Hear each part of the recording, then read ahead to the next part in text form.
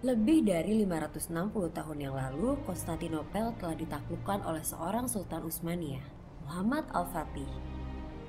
Kota yang terletak di antara benua Asia dan Eropa ini berganti nama menjadi Istanbul.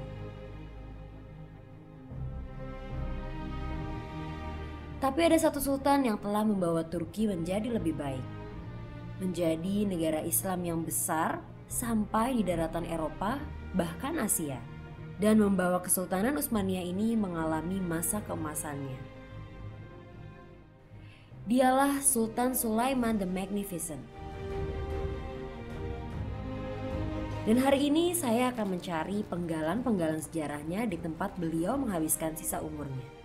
Istana Topkapi.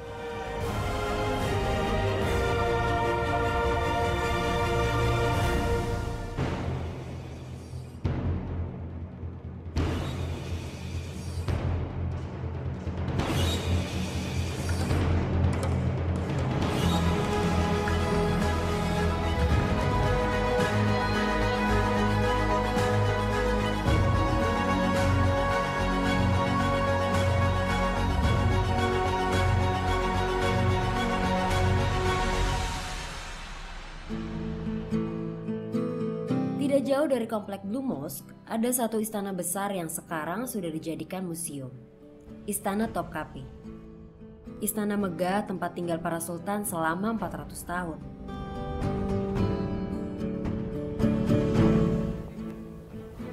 Sekarang ini saya sudah berada di depan Topkapi Palace. Disebut Topkapi karena dulu di depan sini adalah tempat pembuatan meriam. Top adalah meriam, kapi adalah gerbang. Dan untuk masuk ke dalam istananya, kita harus melewati 3 pintu gerbang. Ini gerbangnya pertama. Sebenarnya saya udah janjian sama teman saya yang ada di Turki, tapi sampai sekarang belum datang juga. Mana ya? Hah, itu dia. Reza! Baru datang. Gimana? Udah siap? Bim, oke, ayo. Yuk!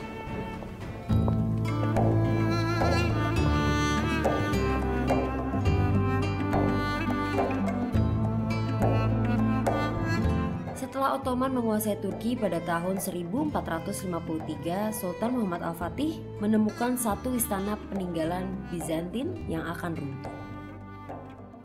Dan Sultan akhirnya memutuskan untuk membuat istana baru di atas reruntuhan ini pada tahun 1459. Dan dinamakan Istana Topkapi atau Topkapi Sarai, yang berarti Istana Pintu Gerbang Meriam.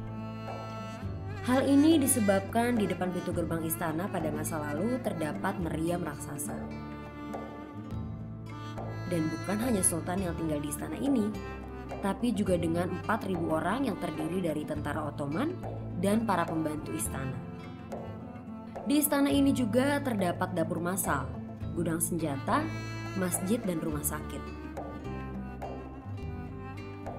Memasuki gerbang utama, saya bisa melihat Laut Marmara yang indah. Di musim semi biasanya banyak sekali bunga tulip yang bermekaran di area ini. Tepat beberapa langkah setelah gerbang pertama, ada satu bangunan peninggalan Bizantin yaitu Hagia Eirene, yang sampai sekarang ini masih terawat dengan rapi. Dan dulu ini merupakan tempat beribadah para raja Bizantin saat masih berkuasa di Turki. Kesultanan Ottoman dulu memang menjadi satu kerajaan yang ditakuti Eropa. Ottoman mampu menguasai sebagian Eropa Timur, Timur Tengah, Asia bahkan sampai ke India. Masa keemasan Ottoman ini tidak lepas dari nama Sulaiman the Magnificent. Beliau bersama bala tentaranya mampu menunjukkan kepada dunia barat bahwa Islam bisa besar di Eropa. Sultan Sulaiman lahir pada tahun 1494 di sebuah kota kecil dekat Laut Hitam, dan pada usia 7 tahun ia dikirim untuk belajar sains, sejarah, sastra, teologi dan taktik militer di sekolah Istana Topkapi di Konstantinopel. Dan pada usia 17 tahun, Sulaiman ditunjuk sebagai gubernur Kaffa. Kemudian ia juga ditunjuk menjadi gubernur Saruhan setelah sebelumnya menjabat sebentar di Edirne. Saat ayahnya Sultan Selim I meninggal dunia, Sulaiman kembali ke Konstantinopel dan mengambil kekuasaan sebagai Sultan Utsmaniyah ke-10. Dan sejak saat itulah Sultan Sulaiman mulai tinggal di Istana Topkapi bersama para ajudannya, merencanakan penaklukan Eropa. Setelah menggantikan ayahnya, Sulaiman mengembangkan wilayah kekuasaan melalui serangkaian kampanye militer. Langkah awal yang dilakukannya adalah menekan pemberontakan yang dilakukan oleh Gubernur Damaskus pada tahun 1521. Sulaiman mengepung Belgrade dan mulai melakukan pengeboman besar-besaran dari kepulauan di wilayah Donau.